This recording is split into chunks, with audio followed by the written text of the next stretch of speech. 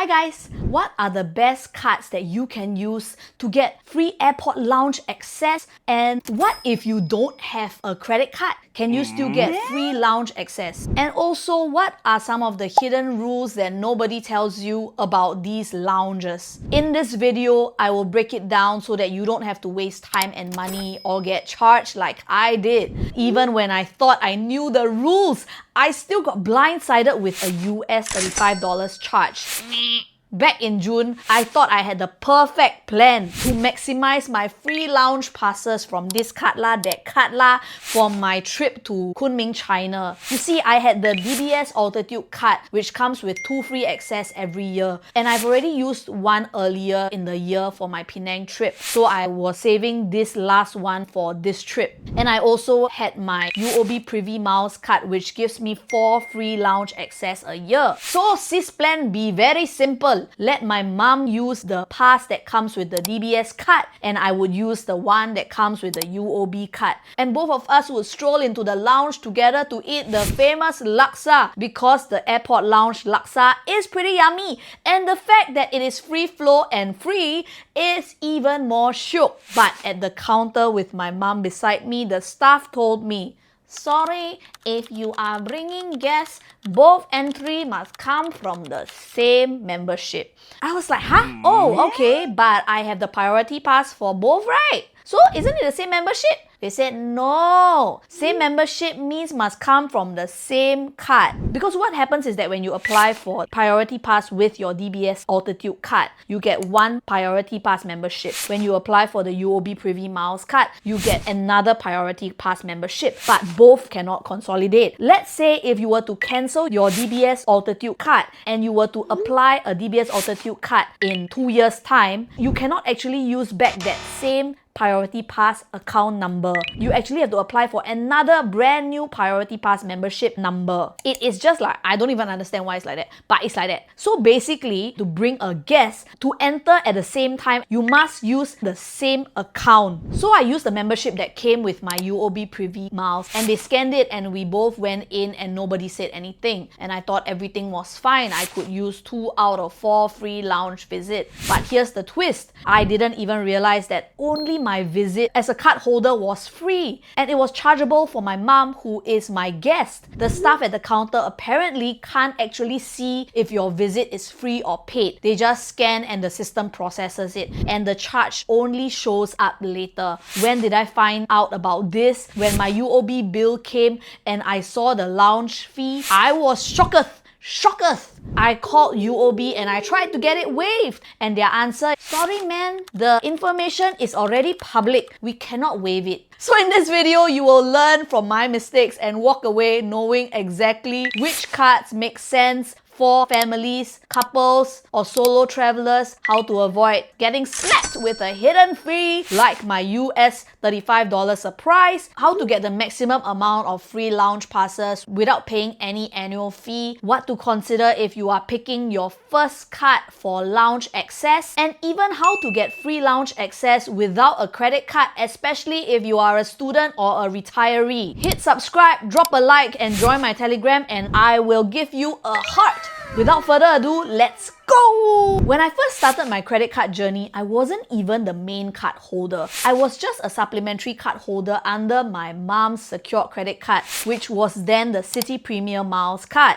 I mean, you can get a secured credit card with many other banks lah, but that was just the one that we got because I wanted miles. That was how I discovered free lounge access for the first time. She was the main and I was the guest. Together we walked into the lounge, amazed that a simple credit card could give us that. Later on, I got the DBS Altitude card as a main card holder when I started working, and even when I was on a sabbatical, I was still using that card. And with this card, I was the main and she was the guest. Each of us having one card each, we could stretch the visits and enter the lounge together twice a year, which was perfect. Now I've started to hold more cards like DBS Altitude card, Citi Premier Miles card, UOB Privy Miles, Amex Platinum Charge, and even some Diners card. And in case you are new to lounge access, the most common ones used in most most banks in Singapore are Priority Pass and Dragon Pass. So here are some of the basic things that you need to know about lounge passes. Lesson number 1, one person equals to one visit. So even if you are traveling with your wife, your kids, your mom,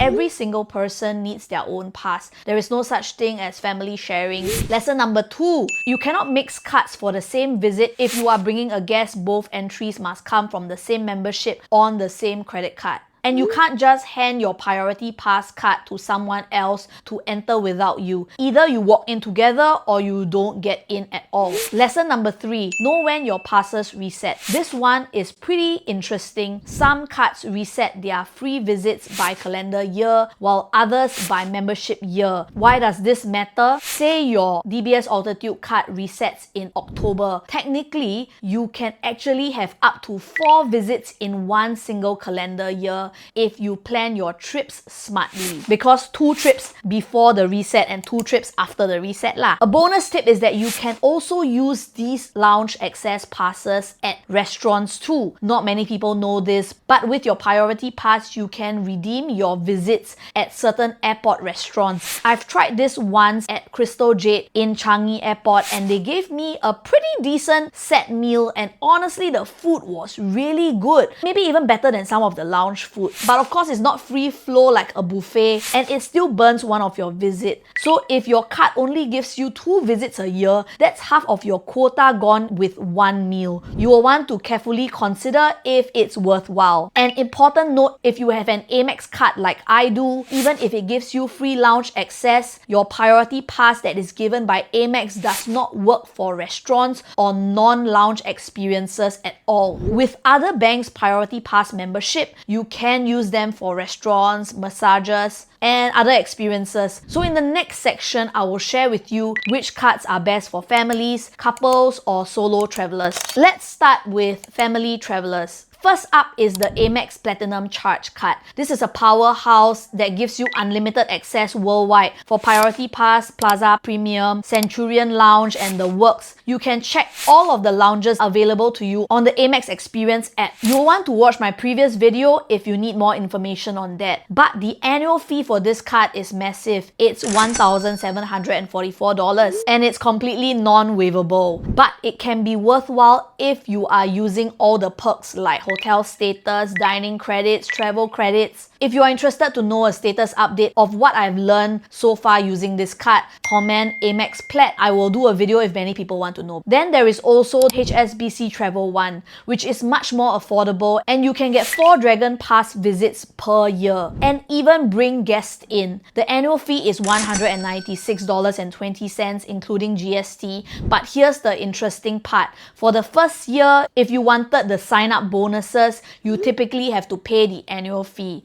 For subsequent years, the annual fee is waivable if you spend at least $25,000 in a year on the card. But if you waive, you do lose 10,000 bonus points that they give to you. Based on my personal take, you should get an annual fee waiver for subsequent years because you would be paying 1.92 cents per mile, which is grossly overpriced when you can get miles for lower than 1.5 cents per mile via CardUp or iPay.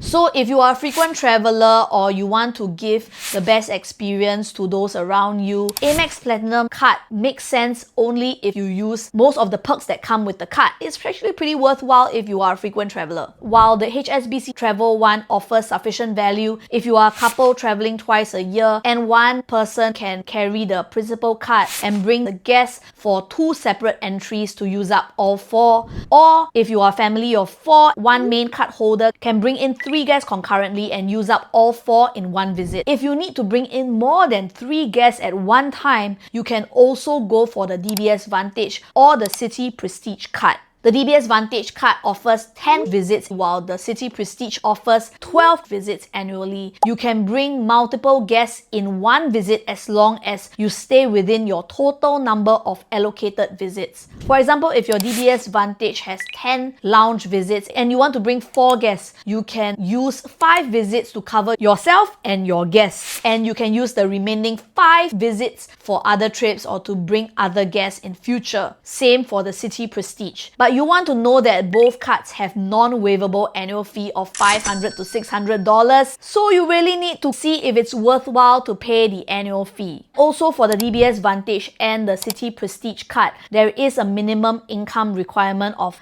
120k per year. The next few cards have waivable annual fee and can provide enough lounge passes if you travel once a year with someone, or if you are a solo traveler who travels up to 4 times a year. The first one is definitely the UOB Privy Miles card, which is a good place to start because you get 4 priority passes a year. But like my experience, it's strictly for card holders and you cannot bring any guests. The first year annual fee is $261.60, which is automatically waivable when you sign up. After that, the annual fee is not automatically waivable. So this is best for a solo traveler. The next 3 cards are cards that you can typically get an annual fee waiver. They are the most entry-level cards and is accessible to all. It is the DBS Altitude card, the City Premium Miles card, and the Standard Chartered Journey card. All these give you 2 visits per year and you can use them for yourself or bring a guest concurrently. You should be able to apply even if you are a fresh graduate, as long as you have an income statement or you have gotten your first salary, so you will need to show that to the bank. So these cards are great for solo travelers or couples traveling once a year. You can also apply for all of the 3 cards with waivable annual fee to add to your lounge pass arsenal if you need a lot of lounge passes for many trips. So if you applied for the DBS Altitude card, UOB Privy Miles, City Premium Miles card, Standard Chartered Journey card, you can technically get up to 10 airport lounge passes.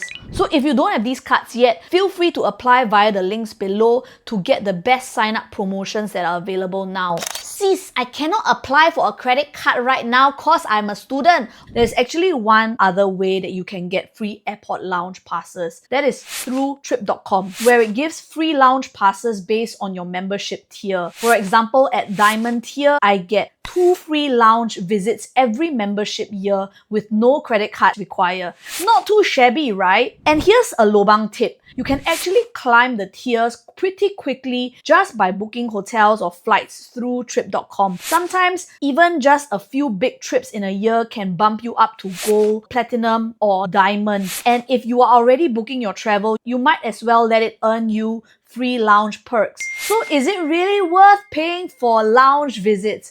Honestly, it depends on you. For me, I'm perfectly fine sitting at Toast Box, listening to music or doom scrolling TikTok before my flight. I usually spend around $10 to $15 max on a meal with coffee at Changi Airport, and that's how I would personally value a lounge visit. But if you are the kind who enjoys unlimited cocktail, free buffet food, and just a quiet place to work, your value might be way higher, maybe more than $35 per visit. And the other thing I've noticed is that since I've shifted my focus to redeeming business class flights, with business class flights, lounge access is already included. So I don't really need to use my free passes unless I'm traveling budget to a neighboring country. One more tip is that not all lounges are worth burning a pass on. Some airports are so small and their lounges are pretty underwhelming. In cases like that, I'd rather save my passes for better experience on the next trip. That's why I always recommend checking lounge reviews before you fly so that you don't waste your benefits.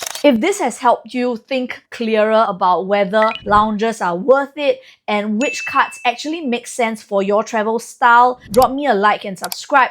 I'm Lobang Sis, not just here to share deals, but also to help you huat smarter together. Feel free to check out the links below if you want some sign-up rewards. And if you are traveling soon and you have not checked out my video, the best travel cards that you can use for your upcoming trip, I'll link it here and you can check it out. I hope that helps. Let me know what you guys think and I'll see you in the next video.